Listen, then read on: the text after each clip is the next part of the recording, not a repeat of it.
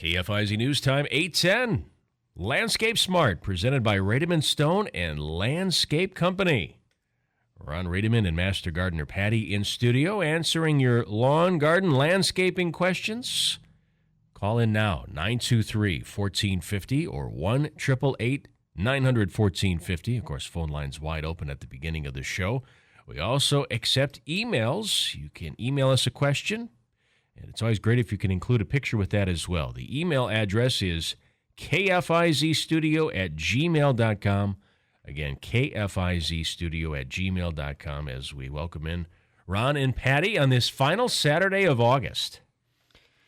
Wow. Yeah, Where did summer go? Labor Day weekend is here. Yeah, that's kind of the good and the bad of it, I guess. Yeah. We had a pretty nice June, July, and August. Didn't have a couple hot days here, and then followed up by some, rain. And generally, it's been about as nice of a summer as what. And it started early, so we had the extra couple weeks, extra 2 or 3 weeks of spring that we don't always get some years. And yeah. The only part I didn't like was earlier this week. That was pretty brutal. Oh, that heat, yes. Yes, but when it's only for a couple days, it's not so bad. You can kind of work around it pretty easily. I would never move to Florida. I couldn't take it. That humidity is pretty bad, isn't my it, when it gets like that? Yeah. Mm-hmm.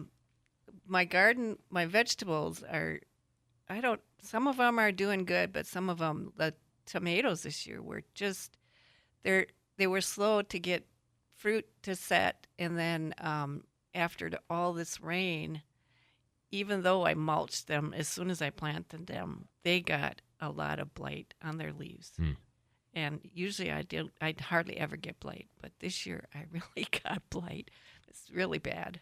But the tomatoes are still coming, so that's the good part.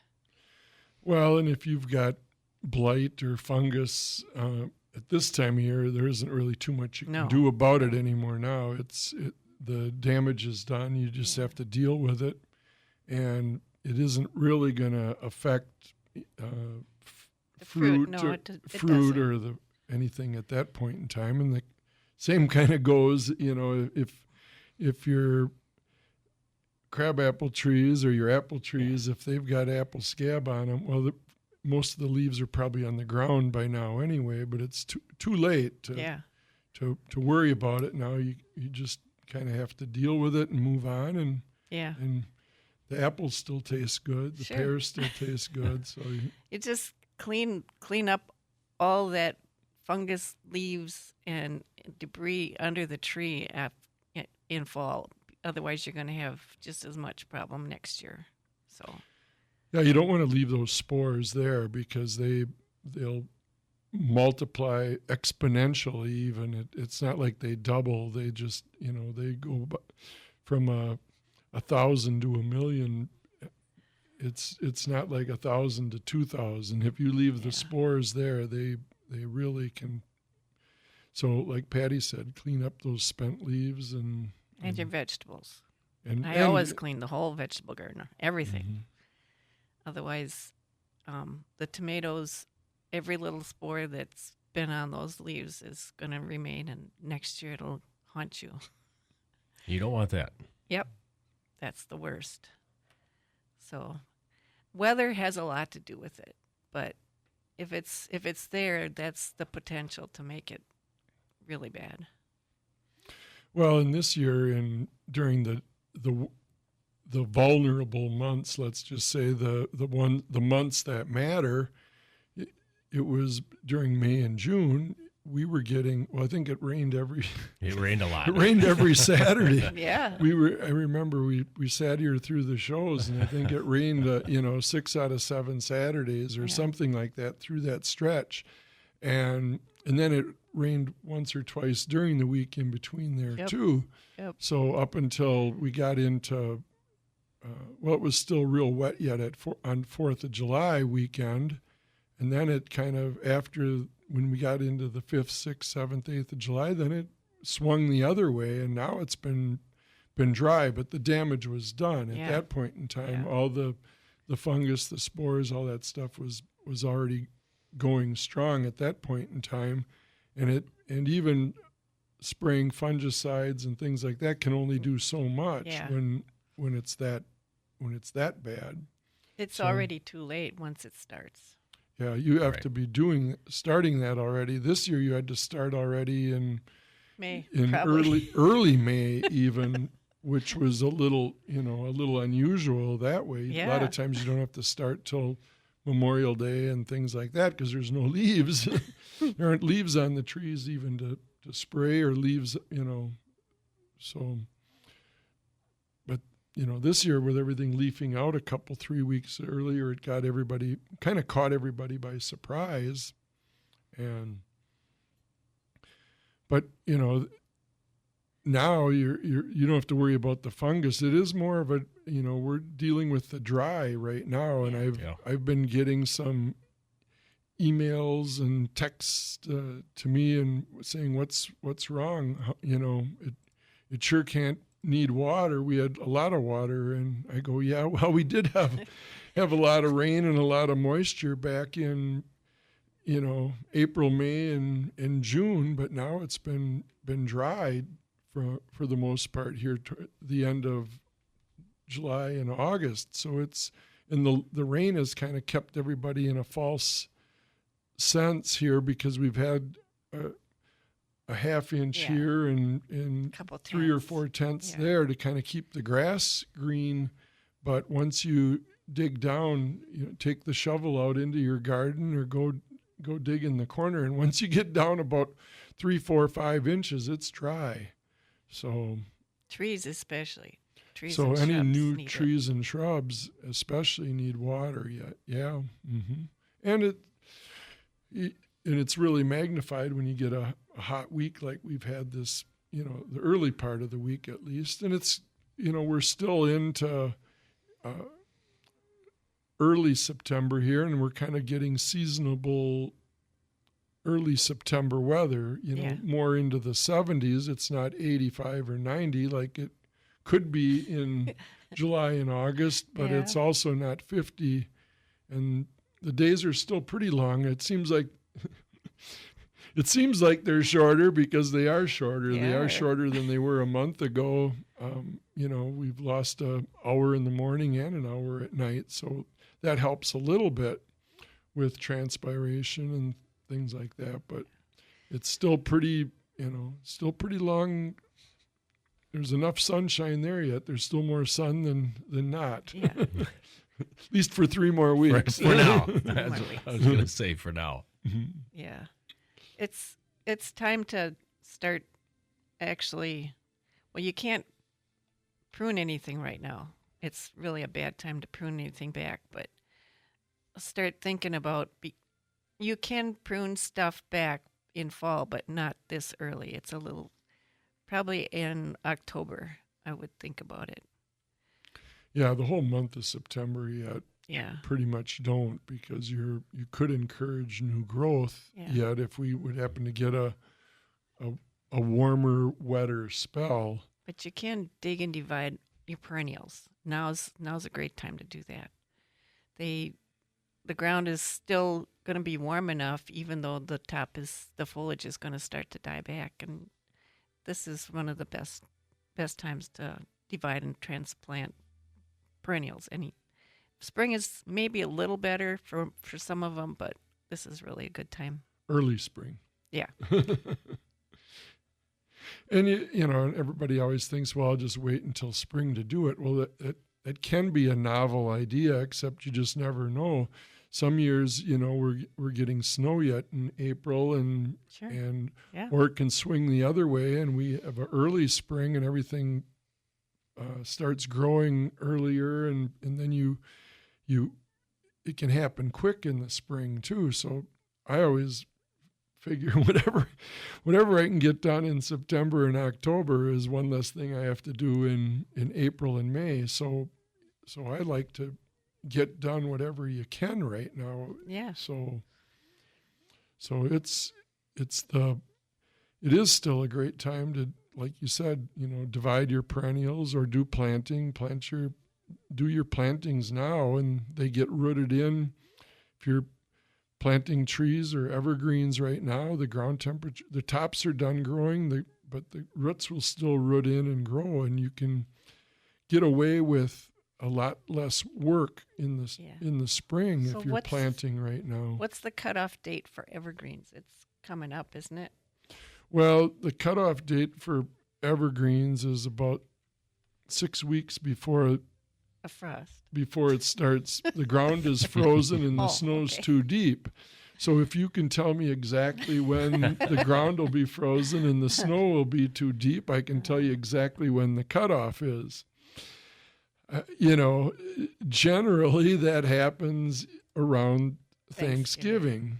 So if you go back 6 weeks from Thanksgiving, that puts us at about September 15th. Well, last few years it was like Christmas. Well, last year it was like the middle of January. Yeah. So, even though we kind of say, try to get your evergreens planted here in the next 2 or 3 weeks. Last year we were still doing some in October, and it worked out just fine, but the next year it may not. Yeah. So, the safest way to do it would be use September 15th as a cutoff date. And there too, it's a little bit different.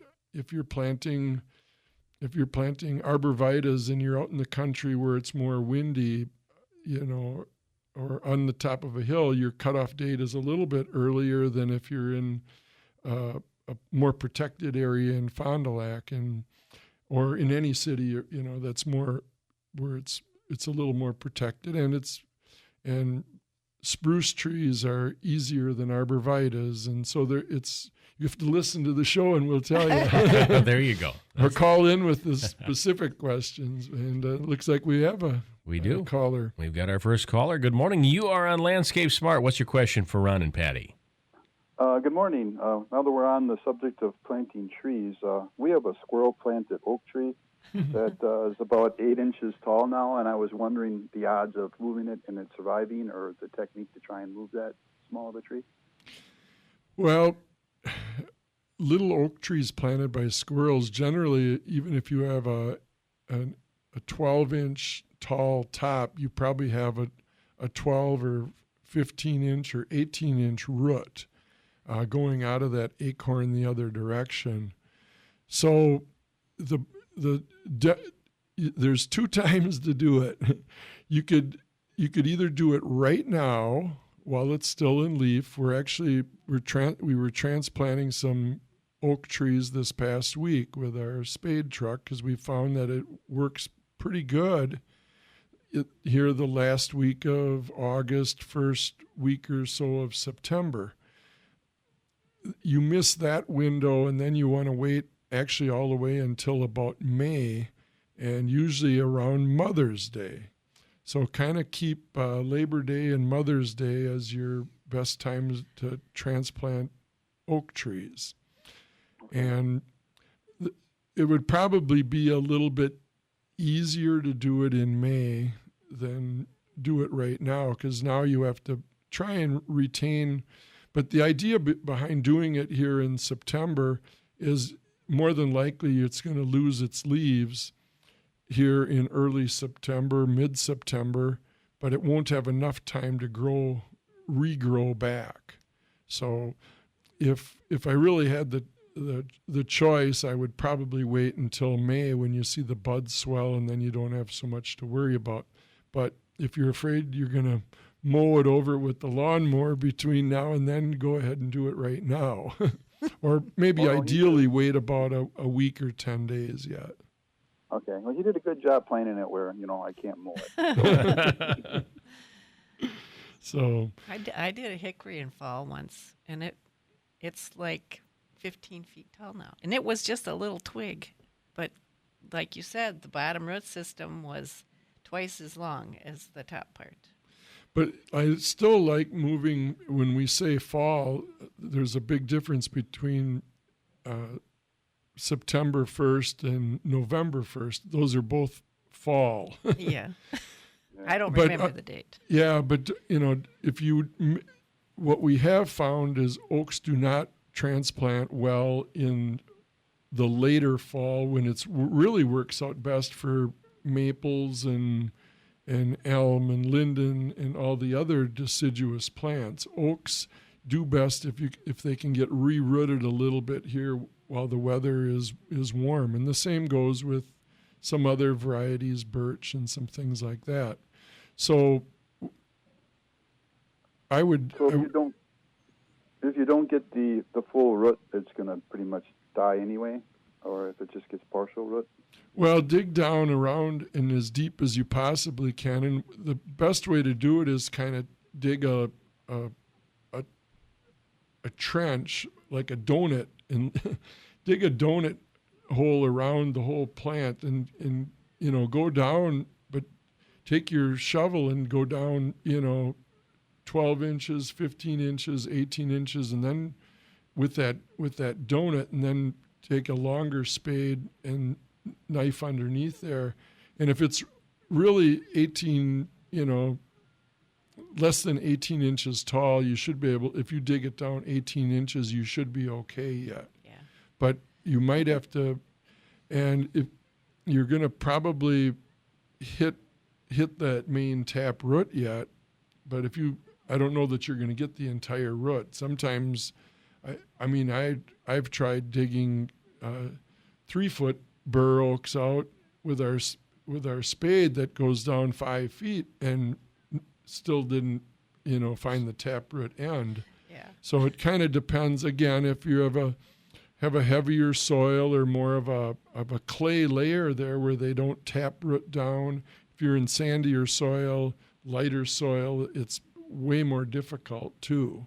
So where, like a lot of areas of Fond du Lac, where are you actually from? We're in Byron. Byron, yeah. Well, and there's in areas like in Byron and Oakfield and Eden out there, it seems like there's like a hard pan layer that actually is down there about a foot, which kind of impedes that taproot from growing down. So you have a better chance in Byron than you do in Princeton. I will tell you that right now. Okay. Mm-hmm. All righty. Well, thank you for all the info. Yeah. Well, and then call us back next year in July and August and tell us how your new tree is doing. All right. Sounds good. Thank you. One of the most important parts is to make sure it stays watered well. Otherwise, however good you plant something, it's not gonna take. Well, and that's a good point, and hopefully I'm sure he's still listening. He didn't have a chance, I'm sure, to grab his shovel and go out and start digging already. But the best way to do it would be to water it, and then wait a day, water it again, wait a day, water it again, then wait a couple days, and then do it.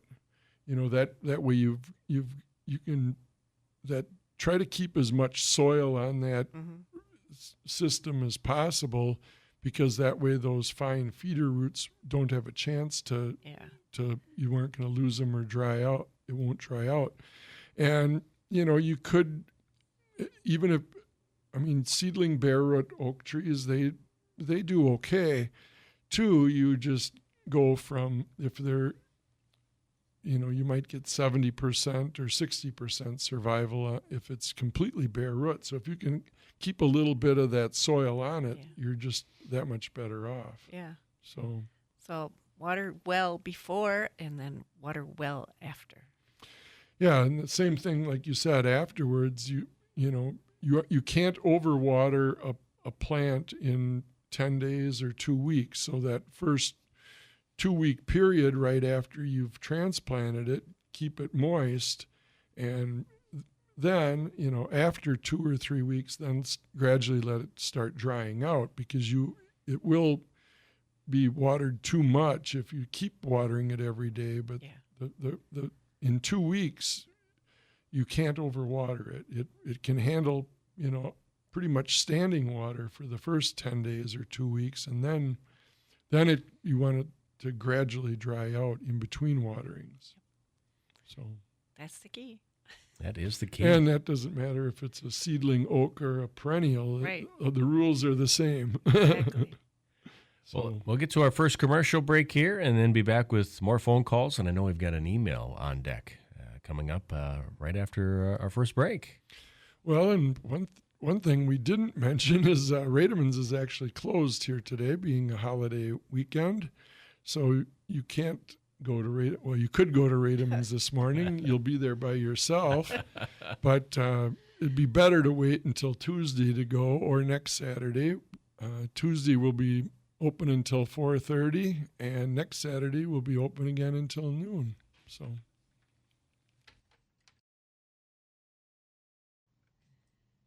KFIZ News Time, 8:33. It's Landscape Smart, presented by Rademan Stone and Landscape Company.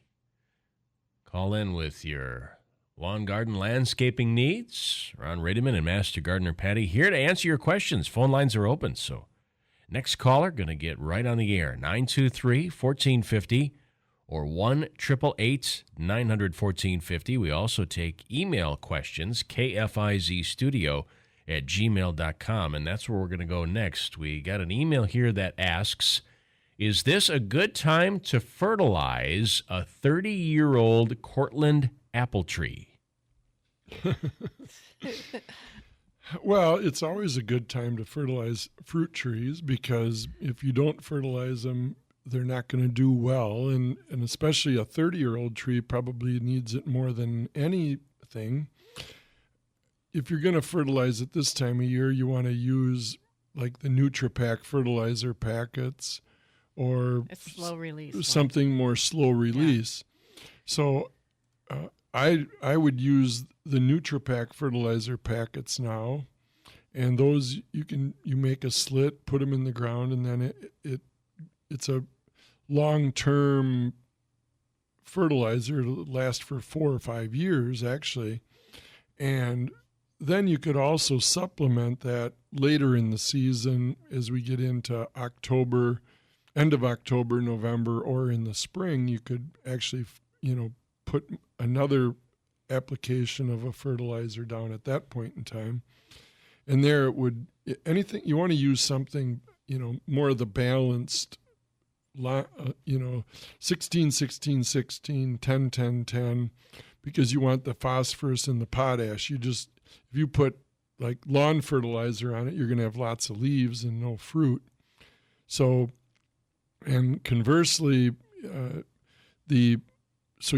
you kind of want like almost as little nitrogen as possible, and it's pretty hard to buy any fertilizer that has more phosphorus and potash than nitrogen in it. But that's going to be your best fertilizers there. But I like the packets.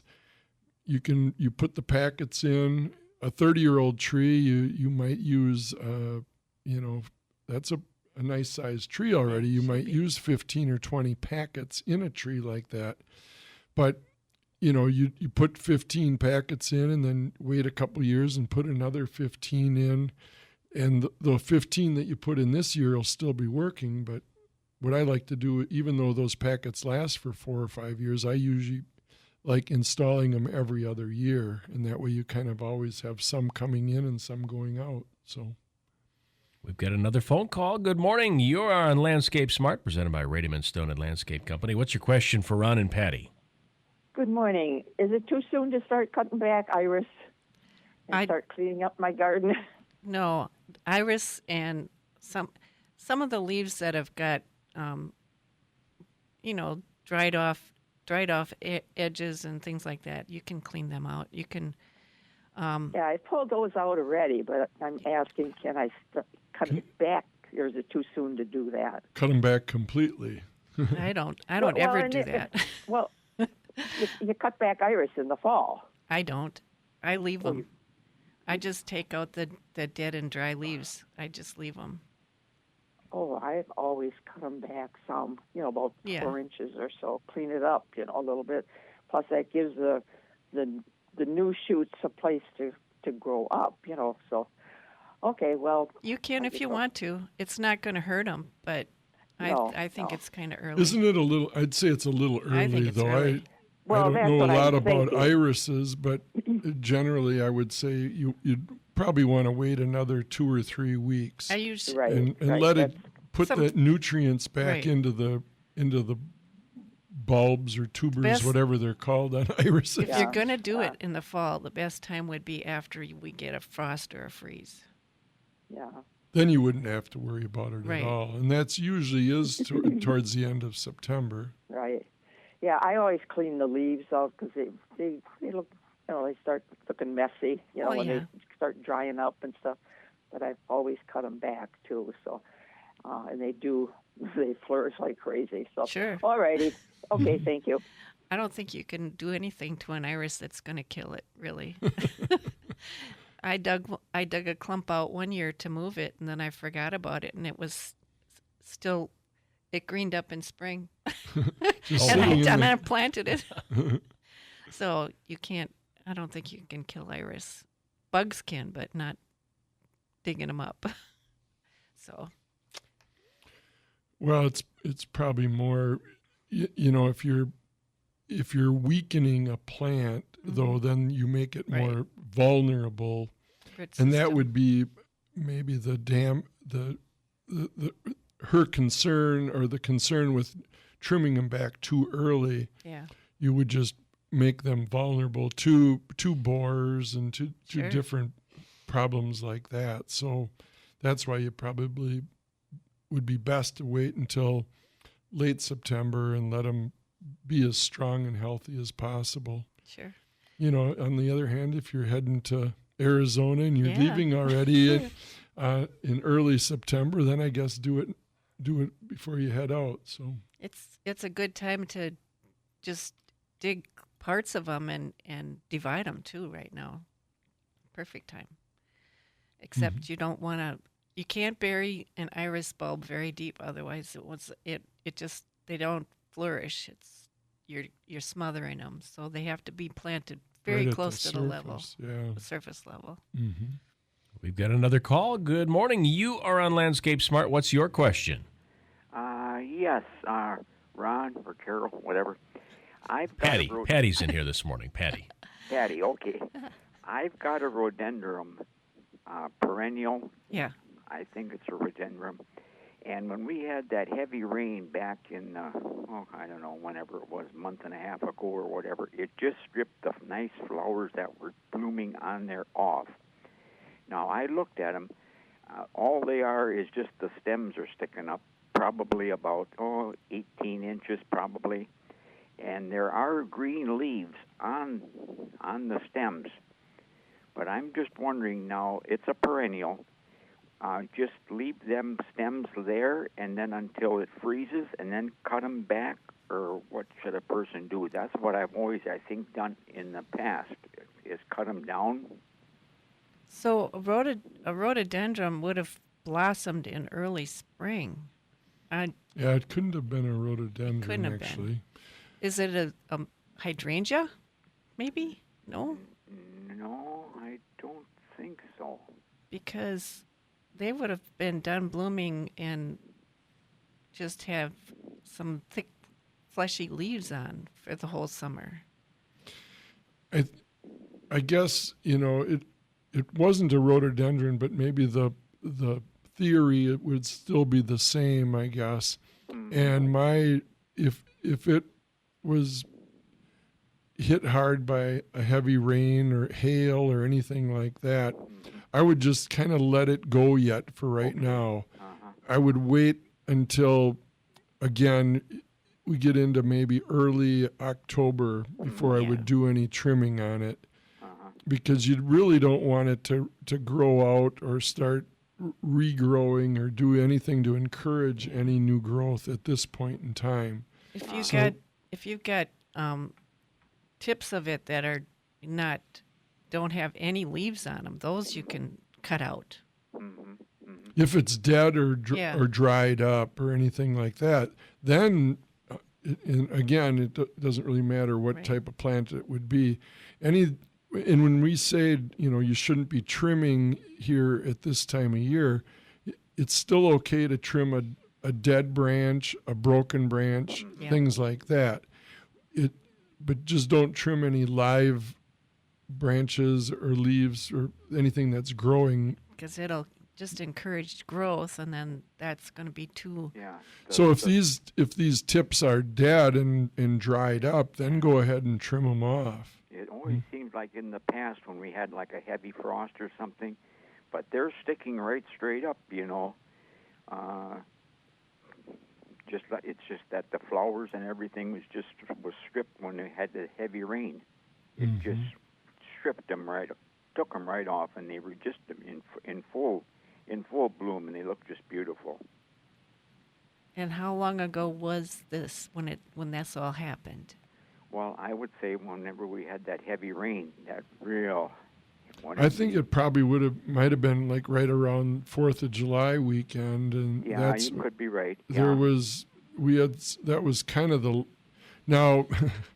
With all that being said, it can all be in different areas here. Scattered thunderstorms can happen, in different areas. So I'm always kind of thinking mostly in the Fond du Lac area when I talk about these heavy storms, but yeah, well, that's where it would be because I live right in the city. Okay. Right in Fond du Lac. Mm-hmm. The stems are sticking right straight up, and there's green leaves on, but I mean they're not going to flower anymore this year, No. But I think I used to always cut them. It seemed like whenever we had a heavy frost or whatever, then they would start to kind of curl over, and you could just almost pull them. You wouldn't have to even cut them. They just kind of like they were dead and come out. But then in the spring of the year, then they'd start to come back again. It'd be nice to know what plant it really is. Yeah.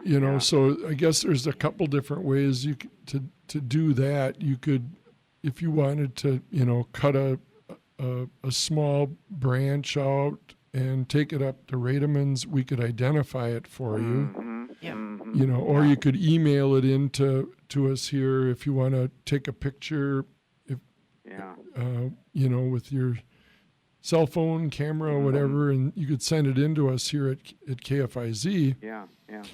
Or stop, like I said, or just take a cutting up to Rademan's, and then we can identify it for you. Because it's hard to give you it's hard to give you good solid advice when we're not sure what the actual type of plant it is.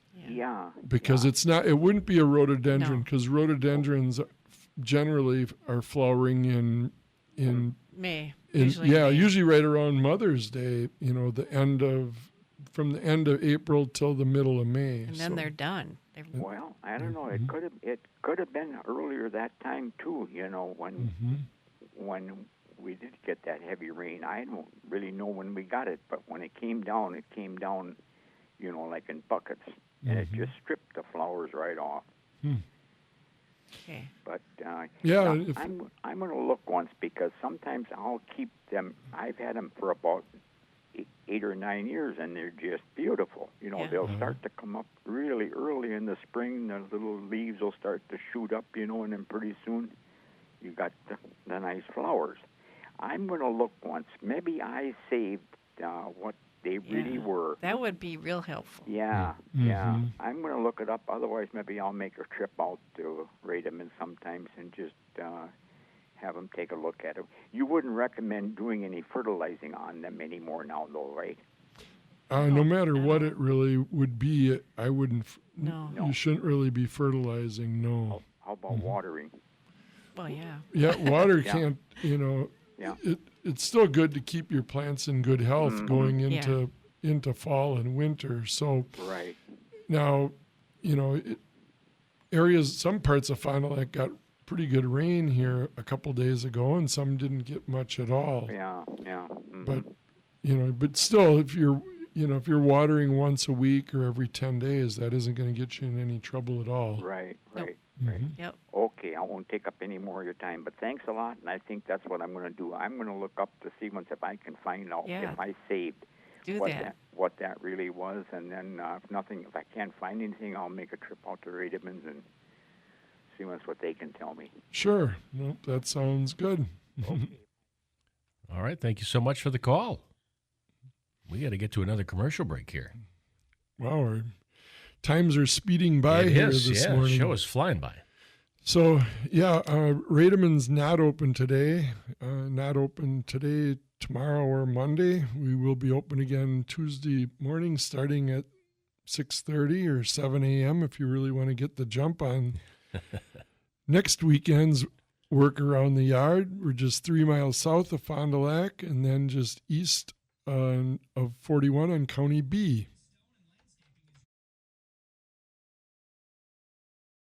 KFIZ News Time, 8:50. It's Landscape Smart, presented by Rademan Stone and Landscape Company. Still got 10 minutes to go in the show, so if you got a question, we'll get you on the air now, 923-1450 or 1-888-900-1450. We did have an email over the break. Brian sent in asking, what is this growing around my phlox? And I know you guys have been looking at the picture during the commercial break, and have you been able to figure it out yet? No. Well, it looks to me like it could be buckthorn, the invasive buckthorn. And a lot of times what happens there is the birds are eating the fruit and perching in above and then replanting it out the back end. Yeah. And so it looks to me like it could be buckthorn, although it's kind of difficult to see from the picture. But in either case, I guess you have to, it's not a, it's got a little bit of a lilac leaf look to it even. Yeah. But it doesn't look like a lilac to me. No. So I think I would probably remove it and let the phlox take back over, unless you really like it. But if it's buckthorn, you don't really want it either. You don't want, no. And you aren't going to see any, because it's all pretty much this season's growth. Yeah. It didn't get a chance to flower or fruit, so you don't really have some of the telltale signs of an older plant. That's a lot of them, though. It's more a whole bunch of stems coming out of the ground instead of just one. Well, the only thing could be, Patty, is if he cut it off at one point in time and then it kind of came back up as 4 or 5 or 6 stems. Yeah. And that's kind of what it looks like. It's all new. So that would be maybe one of our questions to Brian. Did he try cutting it off at one point in time? Because that's what it looks like. It grew up from 2 years ago and then was cut off with a sawed off, and then it kind of clumped back up, regrew back up. Buckthorn does that really good. It's really good at that. So we've got another caller here in the final few minutes. Good morning. You are on Landscape Smart. What's your question for Ron and Patty? I have a Christmas poinsettia from last year. Uh-huh. And I did nothing with it, and now I have new leaves coming. Okay. On the tips. Should I cut the old leaves off, or should I cut everything off? No, just leave it the way it is. The only thing I would take off is any leaves that get brown or old. The thing is they usually fall. So okay. Just do what's been doing. Yeah, let it go. And if you put it in a room that only gets natural light, no like for instance don't put it in a dining room where it would get some light off and on through the evening. It will flower. It gets almost most of the day. It's a south window. Yeah. So it gets most of the day. Right. It's so does it get any artificial light like from in your home at night? No. Good. You leave it there. It'll start coloring up in November. Do nothing, in other words. Right. Okay. I was shocked. I was gone for several days on a trip, and I came home and here all these new green leaves are coming, and it was a white. Okay. Well, the leaves were so okay. Well, that's kind of exciting. Nothing but keep watering. That's good. What kind of fertilizer do you use on those? Oh, just general Miracle Grow type fertilizer. It's Okay. fine. Okay. Well, I've been using coffee grounds and eggshells. Well, that's okay, but that can cause soil and fungus issues. I wouldn't use that. Outside Okay. maybe, but not indoors. Okay, thank you. You're Very welcome. much. You're welcome. Yeah, some of those things like that are fine outdoors, Yeah. but and I don't know how much benefit you get I out of don't. them outdoors either. That little coffee grounds that you put out there, put that in your garden, it isn't going to do a lot for Neither, it. But neither do eggshells. We have plenty of calcium in our soil. It's just if there's not a consistent moisture, the tomatoes just can't take it up, and that's what causes blossom end rot.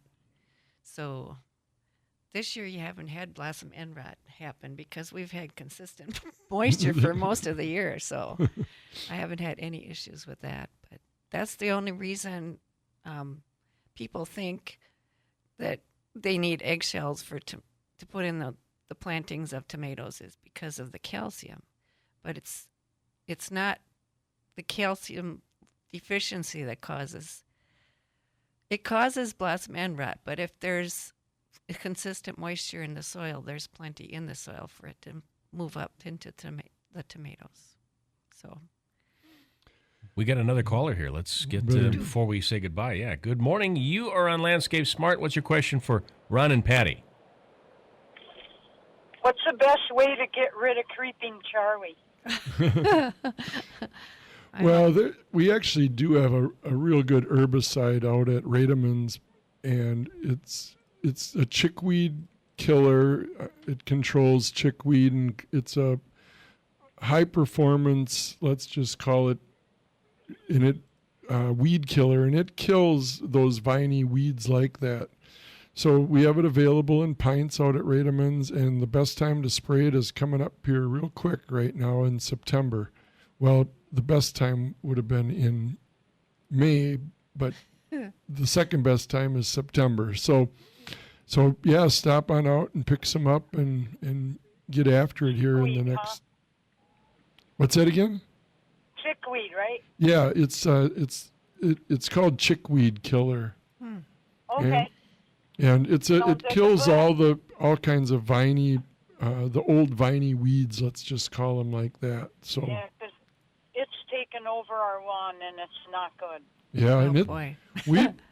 I think it might be our number one seller out at Rademan's. Probably is. Yeah, Yeah, I wonder why. yeah, unfortunately, yeah.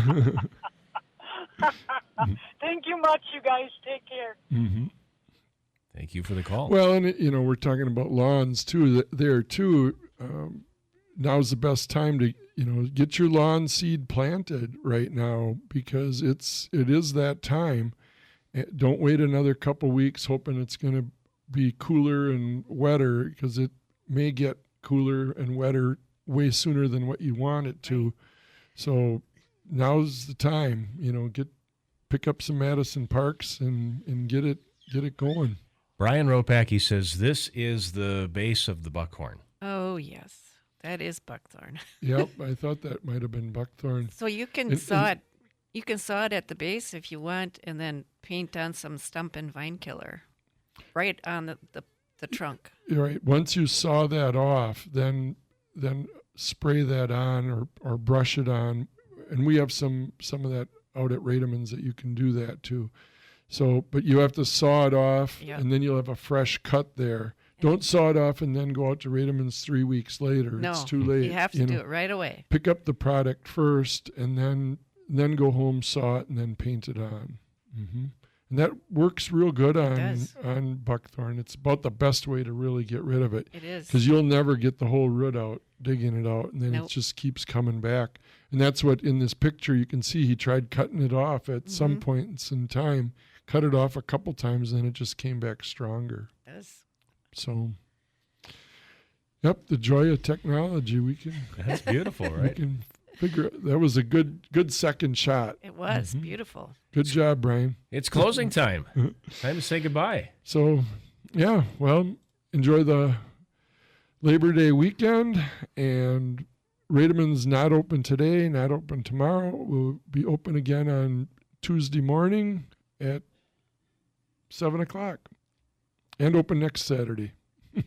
And we'll be here next Saturday. Patty won't, though. She's going to be hanging out with rabbits. Yes, at the Oh, Fond du Lac Fairgrounds, our state convention. Well, go out and hang out with her. It's Landscape Smart, presented by Rademan Stone and Landscape Company.